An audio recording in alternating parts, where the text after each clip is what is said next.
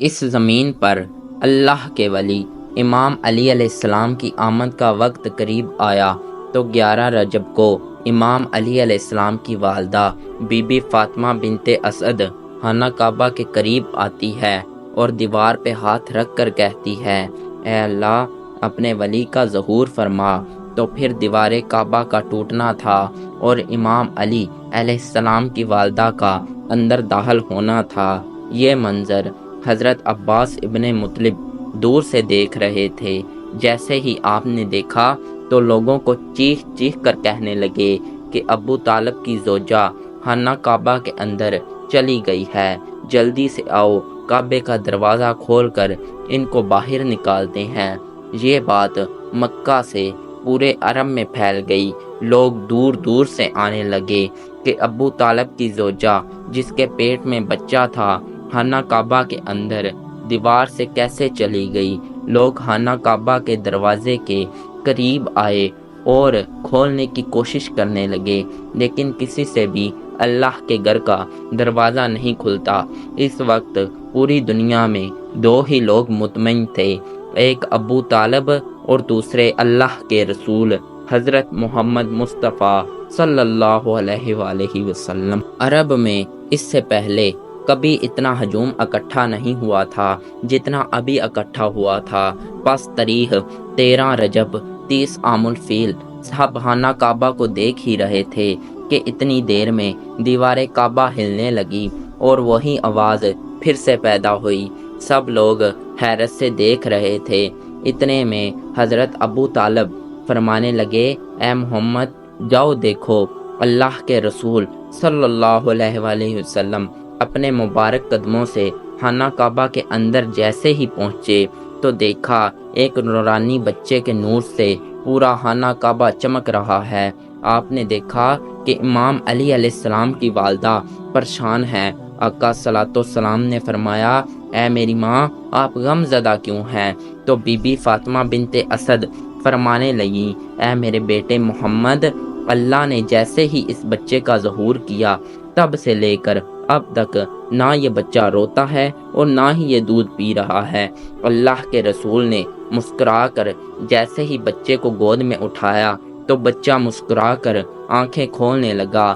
اللہ کے رسول نے اپنی زبان حضرت علی علیہ السلام کے منہ میں دی اور امام علی علیہ السلام حضرت محمد صلی اللہ علیہ وسلم کی زبان چوسنے لگے۔ پھر جیسے ہی آقا صلوات والسلام نے اپنی گود میں امام علی علیہ السلام کو لے کر باہر آتے ہیں تو سارا عرب اس بچے کے نور اور فضیلت کو دیکھ کر جھومنا شروع ہو جاتا ہے اور لوگ پوچھنے لگتے ہیں اور آپس میں یہ کہنے لگتے ہیں کہ اس کا نام کیا رکھیں۔ اتنے میں اللہ کے رسول فرماتے ہیں، اے لوگو، اس طرح آج سے پہلے کسی بچے کی ولادت نہیں ہوئی۔ اس بچے کی ولادت علی ہے، افضل ہے، اعلیٰ ہے، اور اللہ کی مرضی بھی یہی ہے کہ اس بچے کا نام بھی علی رکھا جائے، یعنی وہ بلندی جس بلندی پر کوئی نہ پہنچ سکے۔ اس کے بعد فضا میں علی علی کی آوازیں بلند ہونے لگیں۔ اس کے بعد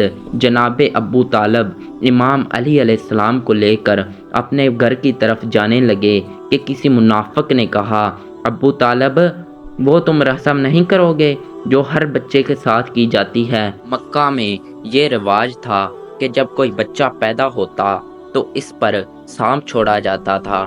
اگر وہ سانپ وہ بچے کو مار دیتا تو سمجھا جاتا یہ بچہ اپنے باپ کی اولاد نہیں، لیکن اگر سانپ بچے کو چھوڑ دیتا تو کہتے تھے یہ بچہ اپنے باپ کی اولاد ہے اور ہمارے لیے قابل عزت بنے گا۔ حضرت ابو طالب نے آقا صلوات والسلام کو دیکھا، پھر امام علی کو دیکھا اور ایک جگہ امام علی علیہ السلام کو رکھ کر کہنے لگے، لاؤ اس سانپ کو جس پر تم ناز کرتے ہو۔ وہ سانپ چھوڑا گیا۔ جیسے ہی امام علیہ السلام کے قریب سانپ جاتا ہے، امام علی علیہ السلام اپنے چھوٹے چھوٹے پیارے پیارے ننھے ہاتھوں سے سانپ کو پکڑ کر چیر دیتے ہیں۔ یہ دیکھنے کے بعد سب لوگ جو ادھر جمع ہوئے تھے کہنے لگے کہ بچے نے سانپ کو چیر دیا ہے۔ عربی میں سانپ کو کہتے ہیں حیا اور کسی چیز کے چیرنے کو کہتے ہیں درہ۔ لوگ دور دور سے کہنے لگے حیا درہ حیا درہ، کہ حضرت علی نے سانپ کو چیر دیا۔ یہ آواز فضا میں گونج کر ایسے معلوم ہونے لگی کہ جیسے کوئی بول رہا ہو حیدرا حیدرا۔ اس آواز کو سن کر آپ کی والدہ بی بی فاطمہ بنت اسد آسمان کی طرف دیکھ کر کہنے لگیں یہ میرا بچہ حیدر ہے، وہ شیر ہے جس نے سانپ کو چیر کر 2 ٹکڑوں میں تقسیم کر دیا۔ اللہ اکبر اللہ اکبر۔ پیارے دوستو، آپ سب کو امام علی علیہ السلام کی ولادت بہت بہت مبارک ہو۔ اللہ تعالیٰ کے آگے یہ دعا کرتے ہیں کہ اللہ تعالیٰ اس مقدس دن کے صدقے ہماری تمام پریشانیاں دور فرمائے، اللہ تعالیٰ اپنا کرم فرمائے، فضل فرمائے۔ اگر آپ کو یہ ویڈیو اچھی لگی ہو تو کمنٹ باکس میں لازمی بتائیے گا، چینل کو سبسکرائب کیجئے گا، ویڈیو کو لائک کیجئے گا۔ ملتے ہیں ایک نئی ویڈیو میں، تب تک کے لیے اللہ حافظ۔